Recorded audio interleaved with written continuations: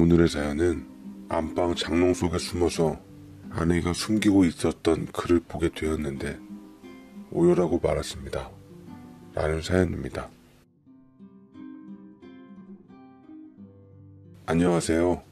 저는 40대 자영업자입니다. 저는 어릴 적 동생과 함께 부모님의 사랑 속 화목한 가정에서 살았지만 아버지는 저와 어머니만을 두고 하루아침에 연기처럼 사라졌습니다. 어머니를 비롯한 주변인들은 아버지가 바람나서 내연녀랑 잠적했다 말했고 어머니는 결국 아버지와 이혼을 하시게 되었죠. 당시 아버지의 사업 실패로 무일푼으로 이혼했다던 어머니는 곱게만 자라 시집간지라 능력도 딱히 없어 일도 할 수 없었다 합니다. 당시 부유했던 친정돈으로 손 벌리며 사셨다가 이모 가게를 봐주며 목구멍에 풀칠할 정도 수입으로 저희를 키우셨죠. 철이 빨리 든 저는 홀로 계신 어머니와 7살 터울의 어린 여동생을 위해서 고등학생 때부터 아르바이트를 시작했고 고등학교 졸업하자마자 바로 취업을 했어요. 허나 공부에 대한 미련을 버리지 못해 야간 대학까지 나와서 겨우 학사학위를 받을 수 있었죠. 저는 자동차 딜러로 취직을 했는데 직장 생활하던 당시 재테크에 능한 편인데다 궁상맞은 생활하며 아껴 쓴 덕에 저희 집안은 다시 일어날 수 있게 되었습니다. 그 덕에 어머니와 동생은 절 집안의 기둥으로 여기며 사셨죠. 남들처럼 먹고 살게 될 때쯤 슬슬 홍기가 다가오더라고요. 돈 아끼느라 제대로 된 연애 한번 못해본 저와는 달리 여동생은 야무지게 지 사람 만들어 놓아 저보다 일찍 결혼했습니다. 당연히 하나밖에 없는 여동생 혼수며 예단이며 꼴리지 않게 해주려고 노력했어요. 결혼식장에선 저는 혼주석에 앉아 우는 어머니를 위로해주며 든든하게 자리를 지켰습니다. 만약 딸이 있으면 이런 느낌일까 울컥했고 여동생은 신혼여행을 다녀온 후 화난 얼굴로 절 찾더라고요. 오빠, 혹시 내 친구 한번 만나볼래? 사회생활 하면서 만난 친구인데 예쁘고 착해. 오빠랑 7살 차이라 좀 어리긴 한데 괜찮지?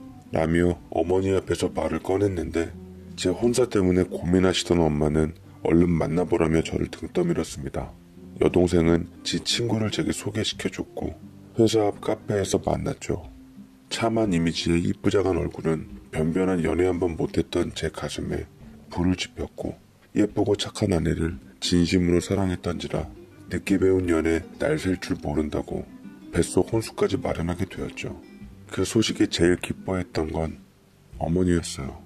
어휴, 장하다. 시집은 네 동생이 먼저 가서 걱정했는데 네가 먼저 자식 생겼으니 됐다. 우리 며느리가 아주 복덩어리구나. 배불러 오기 전에 얼른 시골리고 잘 살거라. 하며 어머니는 제 예비신부 손을 잡아주었습니다. 예비신부는 빙그레 웃으며 저와 마주보았고 여느 때보다도 행복했죠. 우리는 결혼을 한 후 1년간 어머니를 모시고 살면서 아이도 낳고 화목한 가정을 꾸렸습니다. 아이를 낳으니 제가 한 가정의 가장이라는 실감이 더 나면서 어릴 적 기억이 자주 떠오르곤 했는데 제 여동생은 너무 어려서 기억을 못했지만 전 아버지 얼굴을 똑똑히 기억했거든요.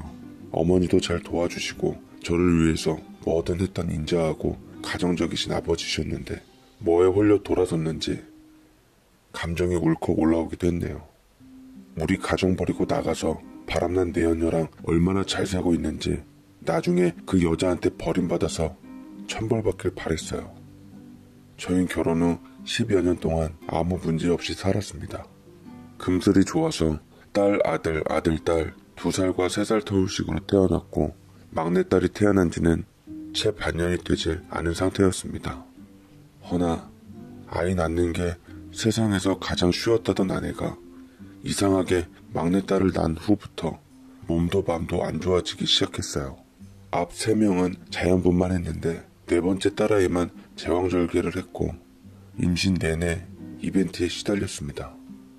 심지어 22주 때는 조산기도 모여 병원에 고위험 산모 자격으로 2달 가까이 입원했는데 사이 저희 어머니께서 오셔서 손주 3명을 잘 돌봐주시고 챙겨주셨어요. 그러면서 하신다는 말씀이 우리 새끼들이 많아지는 건 좋은데 요새처럼 먹고 살기 힘든 시대에 넷은 좀 많다 싶다. 네 버는 돈 뻔한데 몸 풀자마자 네 아내도 바로 맞벌이 해야지 않겠니? 내내 저희 엄마는 아내가 아이를 낳을 때까지 맞벌이 얘기를 식구들 앞에서 달고 사셨고, 출산 후 경력 단절이었던 아내는 산후 우울증까지 찾아와 힘겨워했습니다. 어머니께선 괜히 돈 쓸 거 없다며 넷째 아이도 산후조리를 해주시려고 짐 싸들고 오셨는데, 어머니께서도 처음과는 달리 딸처럼 예뻐해 주시는 마음은 도망가고 미운 며느리 대하듯 하시더군요. 애미야, 미역국 끓여준 거 또 다 버린 거니? 이거 끓였다가 다시 먹으면 될걸. 너는 뭐 틈만 나면 이렇게 버리니? 어머니, 이거 지금 4일째 계속 끓인 거 먹고 있는 중이에요. 신내나서 어쩔 수 없이 버린 거고요. 괜히 상한 거 먹었다가 탈라면 애한테도 안 좋잖아요. 냉장고에 있는데 쉬는 게 어딨어. 이거 냄새가 살짝 그래서 그런 거지 정작 데워 먹으면 괜찮아. 아니 돈 한 푼 못 벌면서 어쩌려고 그러니? 가뜩이나 양도 부족하다면서 요새 분유값이 얼마나 비싼데 돈도 안 들고 영양도 좋고 다음부터 또 이러면 억지로라도 먹일 테니 그런 줄 알아. 하며 소리치니 아내는 죄인이냐 눈물만 훌쩍거리고는 그 상황이 서러웠던지 밖으로 나가버렸습니다. 전 집사람 당연히 서운할 것 같아 어머니께 사정을 조심스레 말씀드리니 제게도 한 말씀 하시더라고요. 그렇게 즉시 먹었어야지. 왜 먹을 걸 남기고 그래? 쟤 혹시 다이어트 하는 건 아니니? 요새 살이 부쩍 많이 빠진 게 엄마는 좀 그렇다. 네 아내 단속 잘해. 얼마 전 TV에 보니까 애들 두고 바람피는 여자들 허다하다더라. 조금이라도 외모에 신경 쓰는 거 보이면 의심부터 해봐. 엄마처럼 나중에 뒤통수 맞지 말고. 라며 재촉하셨고, 저는 어이없게 웃으며 절대로 우리 아내는 그럴 사람 아니라고 두둔했죠. 하지만 어머니는 확실하게 해둬서 나쁠 건 없다며 아내를 잘 살펴보라고 했고, 덧붙여서 참, 엄마 이번에 하도 옷 없어서 모피 하나 받은 거 있다. 세일 기간인데다 현금으로 하면 얼마 더 할인된다 하니 엄마 생일 선물 내들 앞서 해주는 셈치고 붙여줘라.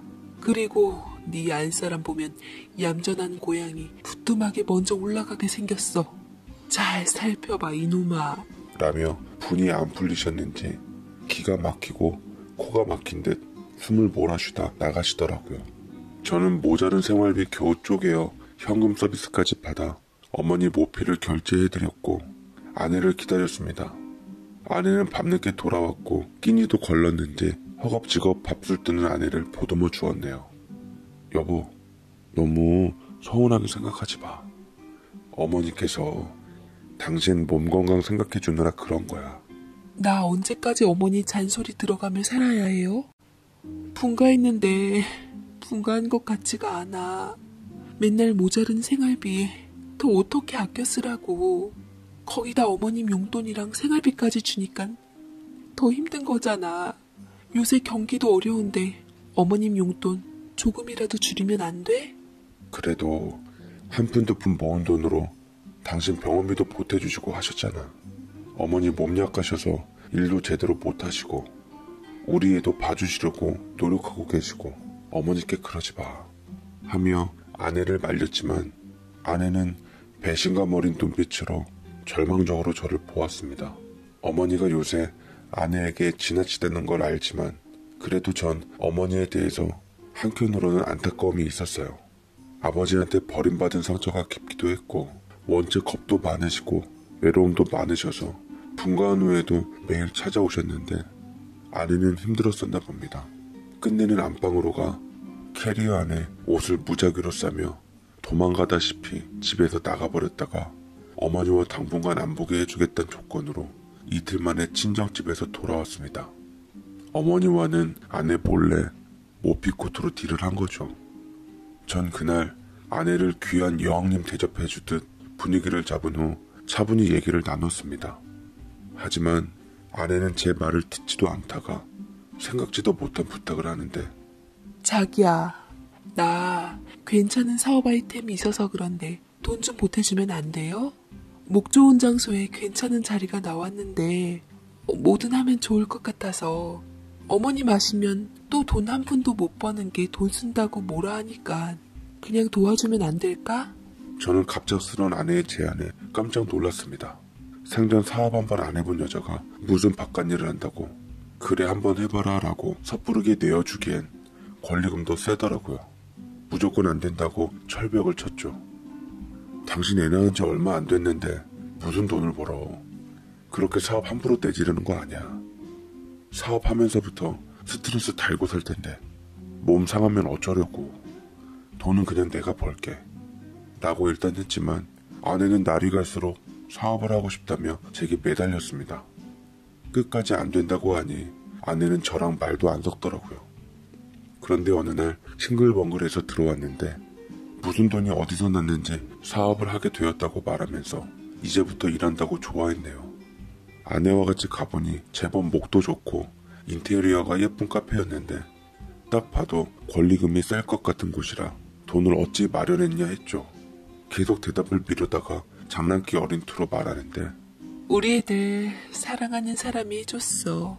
애 넷 낳은 아줌마 좋아해주는 사람도 있더라고. 라고 얘기하는데 처음에는 별로 들었지만 생각하면 생각할수록 뭔가 심상찮더라고요. 저는 아내에게 계속 그 카페 정말 당신 거 맞냐고 돈 어디서 났냐고 진득하게 물었고 계속 제가 의심하는 게 걸렸던지 아내는 제 손에 두둑한 현금을 보이며 사실은 친정 부모님이랑 보라한테도 좀 꿔서 한 거야. 벌써 며칠 안 됐는데 알바 안 쓰고 하니까 돈도 이만큼 벌었어. 우리 애들 옷이랑 그런 건 다 샀으니까 이건 당신 써. 어머니 모피코트 값도 넣었어요. 라며 이부자리에 누워 피곤한지 금세 잠들었네요.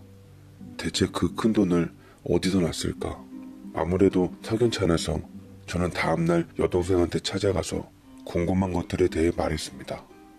그러자 동생도 아내가 수상했던지 묘한 말을 뱉더라고요. 좀 수상하긴 해. 사실 내가 200만 원 정도 빌려주기는 했어. 그런데 갑자기 우리 그의 형편이 어려워졌다고 사정 얘기하고 달라 하니까 갑자기 3천만 원을 쓰라고 주는 거야. 어려울 때 도와줘서 고맙다고. 그냥 장사 잘 되니 넣어두래. 카페 인수받은 지도 얼마 안 됐는데 수상한 게 한두 가지가 아니라니까. 라고 하는데 동생 말마따나 이상하긴 했습니다. 처갓집에다가도 물어보니 아니나 다를세라 많이 빌리진 않았다고 하더라고요. 가게 부동산 권리금 시세를 알아보니 못해도 1억은 줘야 한다고 하던데 대체 아내는 9천만 원이 넘는 돈과 여동생한테 줬던 3천만 원의 돈을 어떻게 마련한 걸까 싶었습니다. 그런데 그날 밤 제 귀에 부스럭 소리가 들려 눈을 떠보니 아내가 뭔가 나갈 채비를 하는 것 같았어요. 어디 가냐고 말하려고 몸을 일으키려는데 아내는 제가 깬 줄 모른 채 나가버렸고 3시간 정도 후 들어와서 언제 나가냐는 듯 제가 깰까봐 조심스레 잠들더라고요. 아내는 그렇게 밤마다 나갔다 들어왔고 저는 아내 때문에 신경이 곤두서 있어 일조차 손에 잡히질 않았습니다. 아내가 밥마시러 나갈까봐 불면증까지 생겨 머리가 지끈지끈했고요. 차라리 아내와 대판하더라도 속 시원하게 들을 생각으로 가게를 찾아갔는데 어쩐 일인지 잠시 볼일 중이라는 피켓과 함께 문이 닫혀 있었습니다. 근처에 있는 집에 들려 점심이나 먹고 갈까 싶어 어머니께 연락을 드렸더니 어머니께선 막둥이가 계속 엄마만 찾아서 애미 불러 맡긴 다음에 나왔지. 아마 집에 네 안사람이 있을 테니까 식사 챙겨달라고 해. 아휴, 막상 일한다고 덤비니까 내가 더 힘들어졌어. 네 안사람도 돈 버니까 애기 돌보는 값 좀 올려줘라. 라며 애 보시느라 여기저기 쏘셔서 물리치료 중이라 하시니 알게 다 끊었습니다. 어머니께선 아내가 사업하는 줄 모르고 어디 시간 자유로운데 근무하는 줄만 아셨어요. 저는 아내에게 전화를 하려다 마침 배터리가 나가는 바람에 그냥 집으로 가게 되었습니다. 당연히 아내가 있을 줄 알고 집에 들어가 애기 이름과 함께 아내를 부르니 아무도 없더라고요. 식탁에 보니까 누군가가 꼭 오기로 한 것처럼 간만에 보는 진수성찬이 차려져 있었고요. 혹시 어머니께 제가 집으로 들르기로 한 걸 들었나 싶어 저는 기쁜 맘에 수저를 뜨려다가 쎄한 기분에 멈칫해지더라고요. 아내가 없는 시간에 저는 혹시나 아내가 감춘 단서를 찾을지도 몰라 안방을 들어가 서랍 여기저기를 뒤졌고 아내가 저번에 갖고 간 가방에서 생각지도 않은 의문의 영수증을 발견하게 되었습니다. 바로 응급실 내역서였어요. 어디 아파서 병원에 갔나 싶었을 때 그때 밖에서 인기척이 들렸습니다. 들어오세요. 식사 차려놨으니 같이 먹어요. 좋아한다고 한 음식들만 차려놨죠. 아니면 우리 방으로 갈까요? 근데 내가 부부 침대에 누워도 되나? 뭐 어때요? 그이 신경 쓰지 말고 어서 들어가요. 라고 여느 남자와 함께 말하는데 심장이 쿵 떨어지면서 몸이 떨리더라고요. 도저히 믿을 수가 없었습니다. 어떻게 나와 사이에서 애 4가지 낳은 아내가 뻔뻔스럽게도 다른 남자와 함께 나와 있는 공간에 들어오다니 용서할 수가 없었습니다. 모렴치한 것들이 어디까지 넘나 저는 장롱 안에 몸을 숨기고 바싹 긴장을 했어요. 증거를 남겨놓으려 휴대폰을 꺼냈지만 하필이면 휴대폰 배터리까지 나가버려 답답함은 더했습니다. 아내는 아기까지 업은 상태로 그 남자와 함께 들어왔어요. 그리고 제가 부들부들 살 떨리는 동안 그 남자를 침대에 눕히는데 남자가 모자를 벗는 그 순간 저는 하마터면 손에 있던 휴대폰을 바닥으로 떨어뜨릴 뻔했습니다. 맙소사, 바로 그 남자는 제 먼 기억 속에 묻혀 있었던 제 친아버지였던 겁니다. 내연녀와 바람펴서 엄마와 이혼했다던 아버지가 왜 지금 이 시간에 며느리인 내 아내와 부부 침실에서 같이 있는 건지 이해가 안 되더라고요. 그런데 아버지의 얼굴이 무척 수척해져 보였습니다. 겉옷까지 벗으니 야인 몰골이 그대로 드러났고 마치 큰 병을 앓고 있는 환자 같더라고요. 아내는 아버지를 침실에 뉘이고 이불을 덮어준 다음 편히 쉬도록 한 후 밖으로 나갔습니다. 아버지는 협탁 위 나와 아내가 같이 지킨 액자를 들고서 한참을 보더니 쓸쓸하게 웃어 보인 후 잠이 들었고 저는 장롱 밖을 나가 잠든 아버지를 보았어요. 어린 기억 속의 아버지의 모습을 수십 년 만에 보니 저도 모르게 눈물이 나더라고요. 어렸을 적 저를 데리고 목마를 태워주던 힘있고 덩치 좋은 아버지의 모습이 떠올라 마음이 참 더 아팠습니다. 아버지의 얼굴을 도저히 볼 수가 없어 저는 밖으로 나갔고 아까 한 음식들의 뒷전을 하고 있는 아내는 저를 보며 깜짝 놀랐죠. 여보, 당신이 지금 시간에 어떻게 여길 왔어요? 아니, 왜 그보다 안방에서 나와요?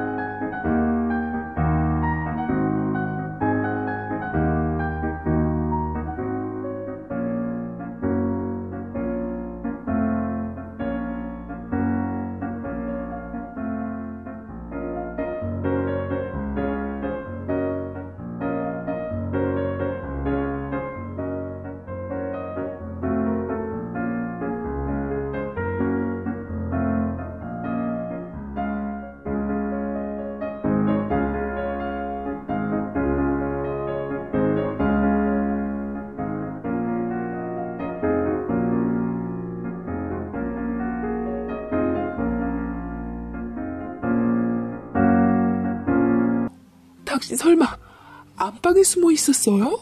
아내는 당황하며 어찌 손을 쓸 줄 모르다가 제게 반문하는데 저는 아내의 어깨를 붙들며 하나부터 열까지 빠짐없이 사실대로 얘기하라 했습니다.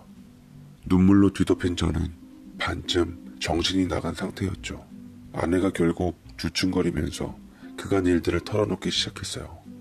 조만간 당신한테 얘기는 할 생각이었는데 어떻게 보면 이렇게 들킨 게 다행이다 싶네요. 사실은 어떻게 된 거냐면은 저는 담담히 얘기를 풀어나가는 아내에게 귀를 기울였습니다. 허나 그 얘기는 여태껏 제가 알고 있던 사실과는 많이 달랐어요. 알고 보니 아버지가 30년 전에 집을 나가신 건 사업 자금을 투자했던 친구 부부가 있었는데 어머니가 그 부인과 사이를 지속적으로 의심하셔서 끝내는 이혼할 수밖에 없었다고 합니다. 그때는 간통죄가 있어서 어머니께 고소를 당했는데 결국 불륜이 아니라는 증거가 나왔는데도 어머니께서는 끝없는 의심을 하셨대요.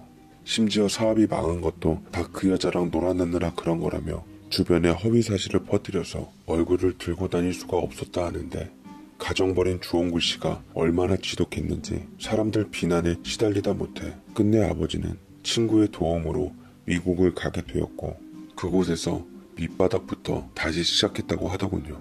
먹고 살기 바빠 재혼은 상상조차 못하고 오로지 일밖에 몰라 지금은 먹고는 살게 되었는데 타지 생활의 외로움과 사업 스트레스가 심했던지 암 말기 판정을 받고 피부치였던 저희들을 찾은 거죠.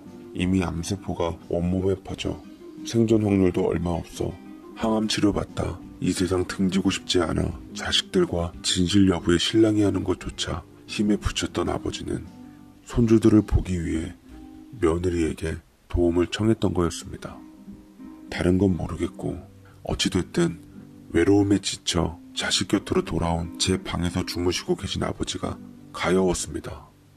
사무치게 그리웠던 아버지였는데 어머니께서는 어째서 저와 여동생한테 그립된 아버지의 모습을 심어줬는지 새삼 원망스럽기도 했습니다. 저는 아내의 말을 듣자마자 자리에 주저앉아 오열하고 말았습니다. 아버지 깰까 싶어 손으로 입을 틀어막고 끄끄거리자 아내는 오열하는 저를 안아주며 곁에서 같이 눈물을 훔쳤어요. 나 운영하는 카페도 사실 아버님께서 차려주셨어요. 가끔 들리실 때마다 애들 오시며 먹을 거며 아낌없이 사주시더라고요. 아가씨 어려운 거 아시고는 돈도 해주셨고요. 설사 어머님 말처럼 아버님 바람이 진실이라 할지라도 마지막 가는 길만큼은 자식으로서 당신이 지키는 게 맞아요. 그렇다고 어머니도 원망하지 마. 얼마나 힘드셨으면 그랬을까. 그냥 아무것도 생각 말고 이해해드리려고 해요. 모든 게 엉켜버렸던 과거지만 이제는 우리가 풀어드리자. 라며 내 아내는 제게 무엇보다 현명한 조언을 해주었고 저는 아내의 뜻을 받들어 깨어날 아버지와 재회했습니다. 아버지는 떨리는 손으로 저를 안아주시고 뼈밖에 없는 손가락으로 저를 어루만져 주셨어요. 우리 아들 어릴 적에는 이 한 팔에 쏙 들어왔는데 언제 이렇게 컸냐. 세월이 참 빠르구나. 우리 아들도 나처럼 아버지가 됐다니.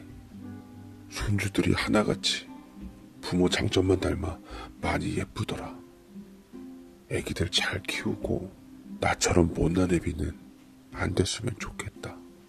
라며 아버지는 고개를 떨구셨습니다. 저는 아버지를 안아드린 후 여동생에게도 연락을 했어요. 처음에는 아버지라면 거부 반응을 보이던 여동생이었는데 아버지 상태를 보고는 지 신랑과 함께 오고는 인사를 드렸습니다.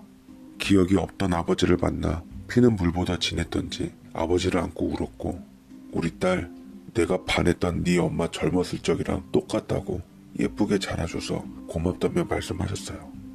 그리고 저는 마지막에는 모든 사정을 털어놓은 뒤 어머니를 불렀지만 어머니는 끝내 오시질 않으셨습니다. 그리고 얼마 후 아버진 저희 곁을 떠나셨어요. 마지막 가시던 길 저희 자식들이 곁을 지켰는데 아버지가 찾으신 건 그토록 서로에게 상처 줬던 어머니셨습니다. 여동생은 애 같아서 어머니에게 아버지 곁으로 가자며 설득했지만 어머니는 끝내 매정하게도 아버지가 눈 감는 순간조차도 모습을 보여주질 않으셨네요. 그렇지만 아버지는 이제 됐다며 알 수 없는 미소와 말만 남기고서 언제 썼는지 손에 쥔 편지를 어머니께 전해달라고 한 후 편안하게 눈을 감으셨어요. 아버지를 보내드린 날이 돼서야 어머니는 장례식에 참석하신 후 하루 종일 멍하니 있었고, 여동생이 뒤늦게 아버지가 준 편지를 전해드렸는데 어머니는 그 편지를 읽자마자 장례식장이 떠나갈 정도로 하염없이 오열했습니다. 그 편지 내용에 어떤 것이 쓰여져 있는지는 저희들은 몰라요.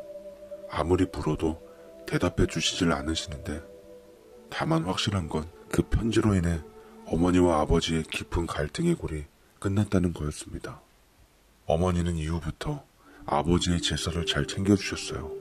그 후로도 많은 일이 있었는데 나중에 제가 편지 내용이 밝혀지면 그 이후의 사연과 함께 한 번 더 올리겠습니다. 저도 궁금하네요.